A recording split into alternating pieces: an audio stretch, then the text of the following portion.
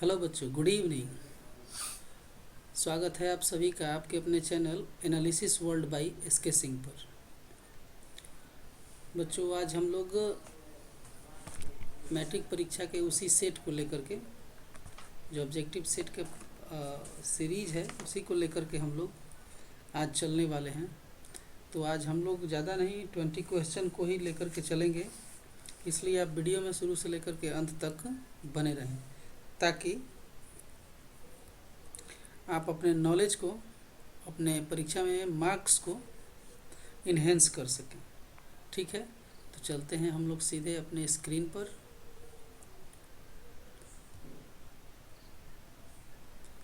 आज का पहला प्रश्न है, ये बहुत बार आया हुआ प्रश्न है और इस प्रश्न में पूछ रहा है कि सुंदर धन तल से कौन सा शब्द बनेगा। सुंदर धन तल से कौन सा शब्द बनेगा। तो सुंदर धन तल से आपको बनेगा सुंदरता। क्या बनेगा? सुंदरता। एक मिनट, बहुत लंबा हो गया है, इसको थोड़ा सा हम लोग कम कर लेते हैं। ठीक है, बनेगा सुंदरता।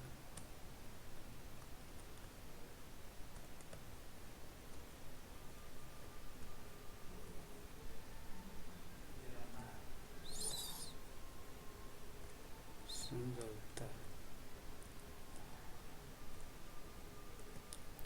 ठीक है, दूसरा प्रश्न कह रहा है कि स्त्री प्रत्यय कितने होते हैं। स्त्री प्रत्यय कितने होते हैं? तो स्त्री प्रत्यय आपके होते हैं 8। कितने होते हैं?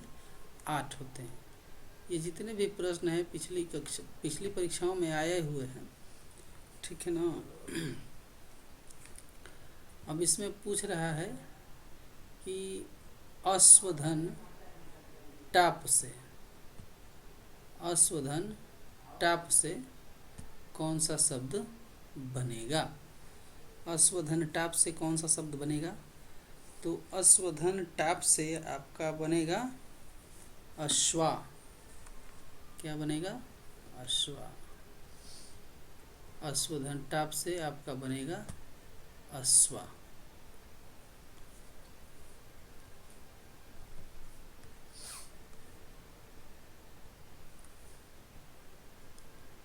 बनेगा अश्वा।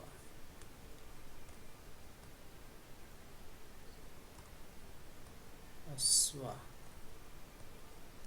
ठीक है। अगला है क्षत्रिय शब्द में कौन सा तद्धित प्रत्यय है। क्षत्रिय शब्द में कौन सा तद्धित प्रत्यय, तद्धित प्रत्यय की प्रवृत्ति बतानी है हमें। तो क्षत्रिय शब्द में घ तद्धित प्रत्यय है। घ। घ। जगत धन गौरवम की संधि क्या होगी। जगत धन गौरवम की संधि क्या होगी।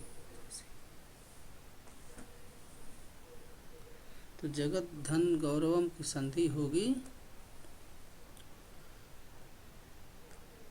ज ग द्वावरम दौर्वम।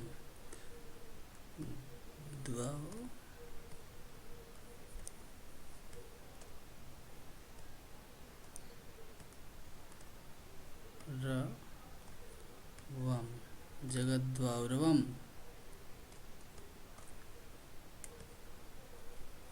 ये हो गया आपका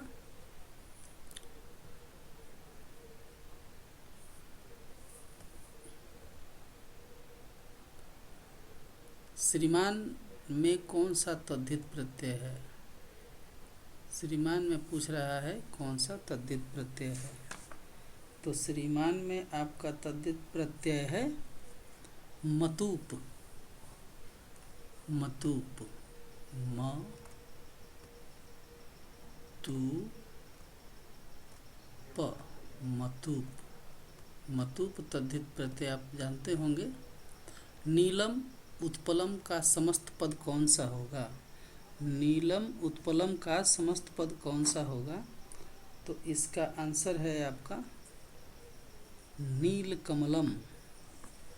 नील कमलम। नील नील नील कमलम।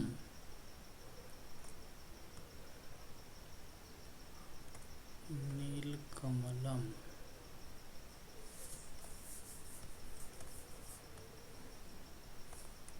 नील कमलम। अगला प्रश्न कर रहा है कि सर्वतः के योग में कौन सी विभक्ति होगी? सर्वतः के योग में कौन सी विभक्ति होगी?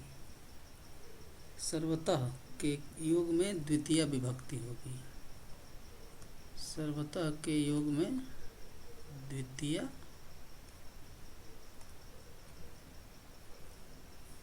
द्वितीय। ठीक है, पेशेंस रखे रहेंगे। सहपद का मूल रूप क्या है? अगला पूछ रहा है सहपद का मूल रूप क्या है? तो सहपद का मूल रूप होता है तत्। तत् से ही बना है सह, तत्। अगला प्रश्न करें ज्ञा धातु के लट लकार का रूप क्या होगा? ज्ञा धातु के ज्ञा माने जानना, तो इसका लट लकार होगा जानाति। जानाति।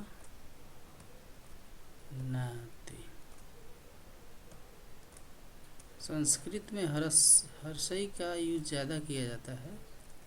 ठीक है, ये हो गया जानाति। अगला प्रश्न है 11 नंबर प्रश्न है आपका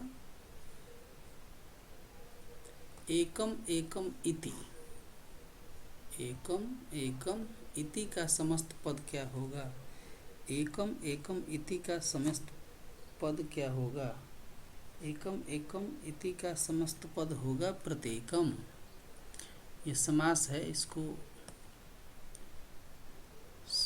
विग्रह किया गया है प्रत्येकम।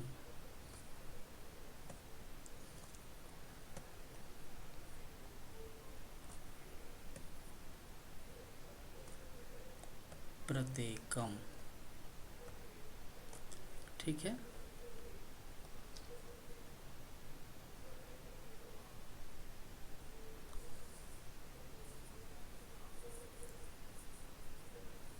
प्रत्येकम। अगला पूछ रहा है तत्पुरुष समास का उदाहरण है। तो आप तत्पुरुष समास का कोई भी उदाहरण दे सकते हैं। तो मैं आपको एक उदाहरण बताता हूँ। धनहीन। धनहीन।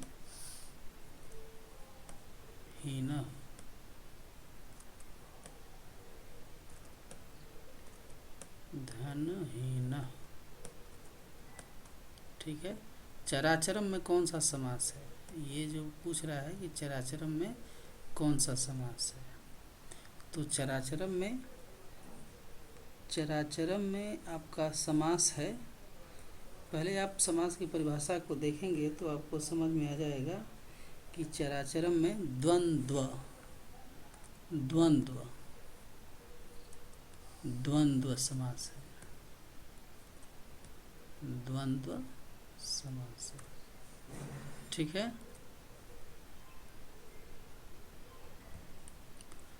अगला प्रश्न है ये 15 नंबर। इसमें पूछ रहा है धनार्थे चतुर्थी। ये बहुत ही इम्पोर्टेंट सूत्र है, ये आता है। धनार्थे चतुर्थी सूत्र का उदाहरण क्या है? तो धनार्थे चतुर्थी सूत्र का उदाहरण क्या है? तो धनार्थे चतुर्थी सूत्र का उदाहरण है, एक उदाहरण मैं देता हूँ आपको। माता माता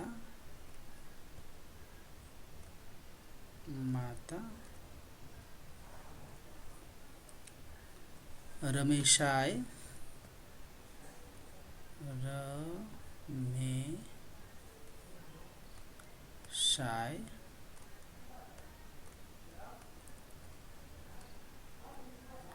रमेशाय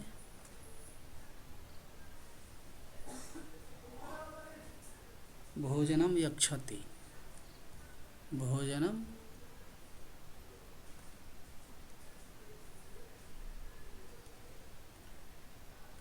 भोजनम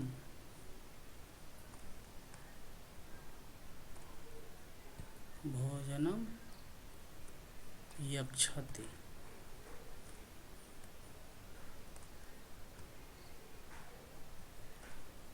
यक्षति, ठीक है। 16 नंबर प्रश्न पूछ रहा है, सह के पद के योग में कौन सी विभक्ति लगी है। सह माने यहाँ पर गलती से सह ऐसा होना चाहिए था, यहाँ पे मिस्टेक हो गया है। सह, ठीक है। सह के योग में कौन सी विभक्ति लगती है, या सह पद के योग में कौन सी विभक्ति लगती है। तो आपको इसमें लगती है तृतीया। तृतीया,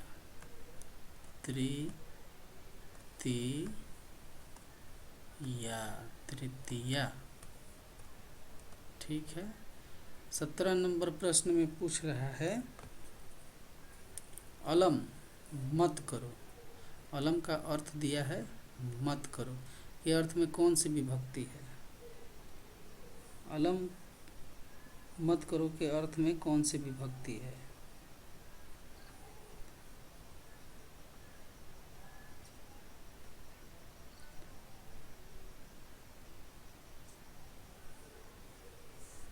तृतीया विभक्ति है इसमें। तृतीया क्या है, तृतीया। और ये कह रहा है, अगला प्रश्न है, प्रत्याशा शब्द में कौन सा उपसर्ग है। तो प्रत्याशा शब्द में कौन सा उपसर्ग है, प्रति। कौन सा उपसर्ग है, प्रति, ठीक है। प्रत्याशा शब्द में प्रति उपसर्ग है। तो देखते हैं, और 2 प्रश्न हैं। भू धातु के लोट लकार प्रथम, लोट लकार मध्यम पुरुष एक वचन का रूप कौन सा है। तो भाव होता है। क्या होता है, भाव। बस अब लास्ट ही प्रश्न है, भाव, भाव, भवति, भवता, भवन्ति। 20 नंबर प्रश्न है, शताब्दी कैसा समास है। तो शताब्दी से संख्या का बोध हो रहा है, इसीलिए ये क्या है, द्विगु समास है। इसका प्रथम पद से संख्या का बोध होता है, वो क्या है, द्विगु समास होता है। आपको अच्छे तरीके से पता है। तो कुल मिलाकर के 20 प्रश्न आज मैंने आपको बताए, ठीक है। इन प्रश्नों को आप अगर रिवाइज करते हैं, निश्चित तौर पर ये प्रश्न आने की संभावनाएं बहुत होती हैं इस तरह के प्रश्नों की, और आप अच्छे तरीके से लिख सकते हैं। बाकी और फिर हम मिलते हैं नई अगली वीडियो में। तब तक के लिए जय हिंद, जय भारत।